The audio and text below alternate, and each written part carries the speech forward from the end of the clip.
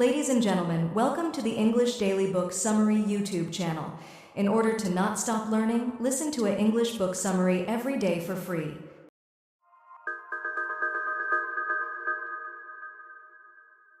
Dale E. Bredesen, The Ageless Brain: How to Sharpen and Protect Your Mind for a Lifetime. You walk into a room and forget why you're there. You misplace your keys. Again. You reach for a familiar word, only to find it's vanished from your mind. Typically, we just laugh these moments off. Just getting older, I guess. But as these cognitive slip-ups become increasingly common, a deeper anxiety lingers. Is this the beginning of something worse? That's the question at the heart of The Ageless Brain. Physician Dale Bredesen challenges the assumption that cognitive decline is an unavoidable part of aging. Drawing on decades of clinical work and cutting-edge research, he offers a comprehensive approach to not only preventing, but potentially reversing that decline. Instead of passively accepting the slide towards Alzheimer's, Bredesen urges us to recognize the control we do have. And it's not just through theory alone. He supports his claims with scientific evidence, medical experience, and a powerful new framework for thinking about brain health. Whether you're in your 20s or your 90s, the Ageless Brain lays out practical strategies to preserve and enhance mental clarity throughout your lifetime. So, if you've ever questioned whether aging has to mean losing your edge, this blink offers a hopeful and eye-opening answer. Cognitive decline can be prevented. Nina was in her 40s when she began forgetting things. Nothing big, just misplacing bits and bobs every now and then, or experiencing occasional brain fog. But that's normal, right? It's just part of getting older. Well, according to physician Dale Bredesen, that's entirely the wrong attitude. Cognitive decline may be common, but that doesn't mean we should just brush it off as normal. When we start noticing signs, or ideally even before these signs appear, we need to take action. So, after these forgetful instances started to pile up, Nina did a test known as the Montreal Cognitive Assessment, or MoCA, which is used for evaluating cognitive health. A score between 19 and 25 suggests some degree of impairment. Worryingly, Nina scored a 23. Though still relatively young, she was already showing signs of cognitive decline, an especially worrying development given her family's history of Alzheimer's. Unfortunately, this isn't unusual. Today, people are developing Alzheimer's earlier than ever before, and the reasons aren't fully understood. Part of the trend may reflect improved diagnostic tools. We're simply getting better at catching the disease early. But other contributors, like rising obesity rates and constant screen exposure, may also be playing a role. Whatever the cause, there's no doubt that people are becoming symptomatic earlier. Still, as alarming as this is, there's some good news. Cognitive decline can be prevented, and potentially even reversed. Now, this is not yet mainstream science. Many doctors treat cognitive decline as though it's inevitable. But in Bredesen's experience, that's simply not the case. He's done the research, and he's seen what can happen when people make the necessary interventions, especially if they're proactive like Nina. The issue is, dementia tends to sneak up on people. They dismiss it as a bit of forgetfulness, a bit of brain fog, a normal part of aging. And they don't realize how much they've declined until they've really declined.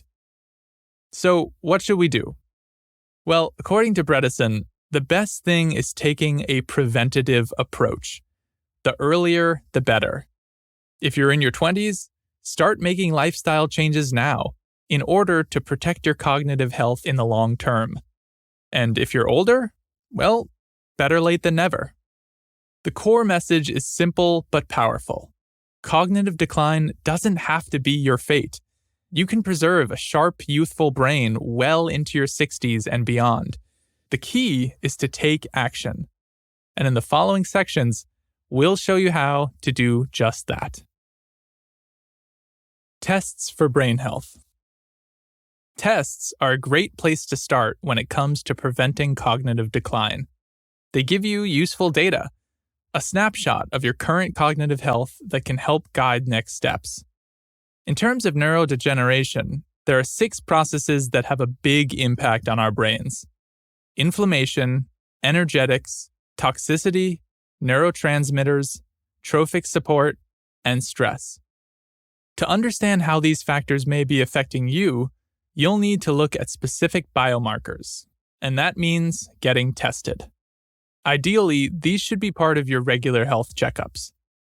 Bredesen recommends the following tests: glucose metabolism, ketone levels, ApoB levels, hsCRP, and homocysteine. Now, these tests aren't measuring the brain directly, but to state the obvious, we're not just a brain. Knowing what's going on in our bodies can tell us a lot about the state of our brain health. By monitoring these biomarkers, you can catch early signs of imbalance, subtle indicators that your brain could be at risk. And when it comes to prevention, early detection is everything. Bredesen also highlights a newer generation of tests that assess brain-specific function. One important marker is GFAP, glial fibrillary acidic protein, which reflects brain inflammation. A 2023 study found that GFAP levels can begin to rise up to 10 years before Alzheimer's symptoms appear. Bredesen recommends establishing a baseline GFAP level at age 35 and then retesting every 5 years. It's also worth checking on your levels of NFL, neurofilament light chain, and p-tau217, the other early markers of neurodegeneration. Then there are cognitive tests, like the one Nina from the previous section took, the MoCA. Ideally, this should be administered by a professional, but free online versions are also available. Another solid option is the St. Louis University Mental Status, or SLUMS, exam. Now, a quick word on cost. While you'll need to pay out of pocket for many of these tests, Bredesen points out that in the US, they're surprisingly affordable, often costing less than what people spend annually on coffee. And the real question isn't just whether you get tested, it's what you do with the results. If you catch signs of decline early on, are you willing to make the changes that could protect your brain for years to come? Diet. Diet has a huge impact on cognitive health. It probably comes as no surprise to hear that yes, you should eat more vegetables, and yes, you should cut down on sugar. But beyond these general guidelines, there's a specific kind of diet that Bredesen recommends for optimizing brain health. Aim for the following: a plant-rich, mildly ketogenic diet. It should be high in phytonutrients, fiber, monounsaturated fats, omega-3 fats, and detoxifying cruciferous vegetables. Eat low-mercury fish, avoiding tuna and swordfish, and preferably you should also avoid grains, dairy, and simple carbohydrates. A vegan or vegetarian diet can be healthy as long as you make sure you're getting all the nutrients you need to sustain your brain. Meat is fine in moderation, but it needs to be good quality. Pastured chicken, for example, or grass-fed beef. Now, if that all sounds like too much, here's a principle to keep in mind. Remember the Skittles slogan, "Taste the rainbow"? Well, aim to do that with fruits and vegetables rather than candy. So when planning what to eat for a day, that might mean purple onions, green avocados, and red raspberries. That said, it's important not to go overboard with fruit, since it's naturally high in sugar. Opt for low glycemic organic fruit. Think berries rather than pineapples. Also, it's best to eat the whole fruit. Instead of drinking orange juice, eat a whole orange. That way you can get the fiber while reducing the glycemic effect. But as much as possible, eat mostly plants, and stick to real, recognizable food, the kind your ancestors would have called food. Ultra-processed food, for example, should definitely be avoided. Studies show a link between higher consumption of processed foods and a faster rate of cognitive decline. When you eat matters too. Try to avoid eating within 3 hours of bedtime, as late-night snacking can interfere with sleep. And high-quality sleep is essential for brain health. All of this might sound like a lot, and yes, change can be hard.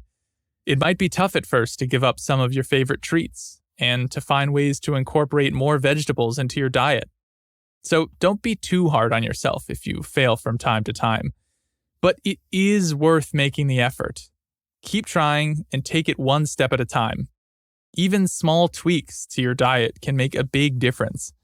And remember the goal: staying healthy well into old age so you can enjoy your life. That might keep you motivated. Exercise and sleep. Here's a striking statistic. About a quarter of the population carries a gene variant linked to an increased risk of Alzheimer's. And this genetic factor can begin affecting memory performance as early as age 18 or 20. You can't change your genes, but you can change your lifestyle. Diet is one powerful tool. Another is exercise, which acts as a potent antidote to cognitive decline. What's good for your body, it turns out, is just as good for your brain. And while any type of exercise can help to improve your cognition, ideally you should be aiming for a variety. The starting goal is 3 hours of aerobic exercise a week. That could be something like jogging, swimming, or cycling. And on top of that, it's important to do regular strength training and a high-intensity interval workout every now and then. And in order to maximize the benefits for your brain, Bredesen also recommends blood flow restriction training and exercise with oxygen therapy. Now, you might be thinking, I don't have time for all that. But research shows we often have more free time than we realize, and investing even a portion of it in exercise pays off in ways that go far beyond the gym. And don't get too hung up on what kind of exercise is best. The main thing is that you do something you enjoy, so you can keep it up, whether that's running in the park or lifting weights in your backyard. And just as it's best to avoid eating late at night, exercising earlier in the day is also a smarter choice. Evening exercise can interfere with sleep, which brings us to another major benefit. Physical activity helps you sleep better. By increasing energy expenditure and regulating sleep hormones, exercise promotes deeper, more restorative rest. That, in turn, helps reduce stress and anxiety, both of which are closely tied to cognitive health. And we should be aiming for the right amount of sleep as well. Not too much, not too little. Somewhere between 7 and 8.5 hours a night is ideal. Surprisingly, though, more than 9 hours is also associated with a higher risk for dementia as well. But it's about quality as well as quantity. That means a sleep session that includes 1.5 hours of REM sleep and at least 1 hour of deep sleep. Even if you think you're a fairly good sleeper, it's worth considering if there are any changes you can make to improve your overall sleep quality. Avoiding screens at bedtime, for example, or sticking to a regular sleep schedule. Don't stress too much about it, but do pay attention. Your brain will thank you. Brain training. We can make changes at any stage of life, and our brains can too. That's thanks to neuroplasticity, the brain's remarkable ability to rewire and adapt in response to new experiences. Ideally, we want our brains to stay flexible throughout our lives, constantly adjusting to different circumstances. One powerful way to support this is through brain training, cognitive challenges that engage us intellectually and psychologically. As with everything we've discussed so far, starting early is ideal. But brain training offers benefits for everyone, even those already experiencing cognitive decline. Still, for the average person, here's what Bredesen suggests. Set yourself a small cognitive challenge every day, a medium challenge every month, and a big challenge every year. These challenges need to be new, activities that force you to use your brain a bit differently. For example, a small challenge could be a new kind of puzzle. If you usually do crosswords, do Sudoku instead. Or break a habit. Go to a different coffee shop one day, or work in another room. Those are daily things.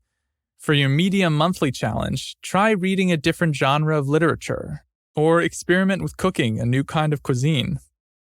The big cognitive challenge, something you do annually, should be something more ambitious. It might be learning a new language, or some other kind of long-term study. By setting yourself these kinds of challenges, you're improving your brain's capacity for reorientation and change. That way, when other kinds of changes come your way, it'll be easier to adapt. Social connection plays a key role here as well. Meaningful relationships demand flexibility, constant interaction, and emotional responsiveness, all of which support neuroplasticity and help keep the brain young. And it's not just about close friends and family. Interacting with strangers can also stimulate the brain. Meeting someone new forces your brain to process unfamiliar information, faces, voices, and cues about whether this is someone to remember. These moments of social novelty are, in essence, micro-workouts for the brain.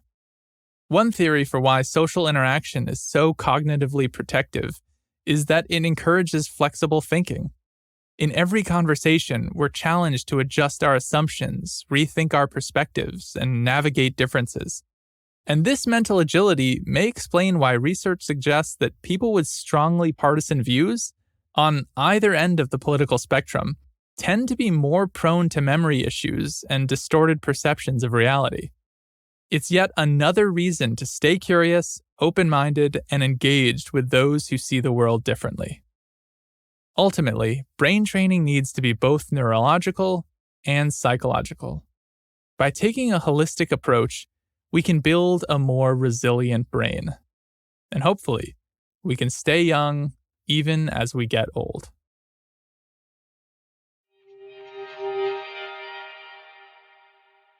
The main takeaway of this blink to The Ageless Brain by Dale E. Bredesen is that cognitive decline isn't an inevitable part of aging.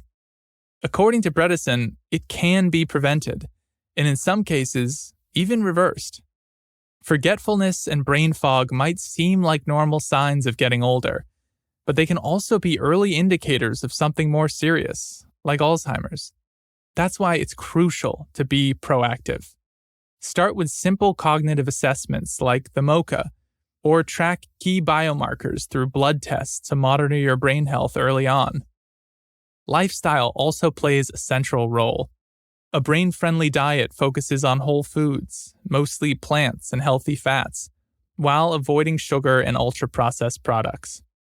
Regular exercise, particularly aerobic and strength training, enhances brain function and improves sleep, which is also essential for cognitive well-being.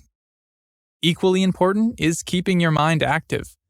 Daily cognitive challenges and meaningful social connections help keep the brain flexible and resilient. The message is clear. It's never too early or too late to care for your brain. Even small changes can add up. So start now and give yourself the best chance of staying sharp, focused, and mentally strong for years to come. Okay, that's it for this blink. We hope you enjoyed it. If you can, please take the time to leave us a rating. We always appreciate your feedback. See you in the next blink.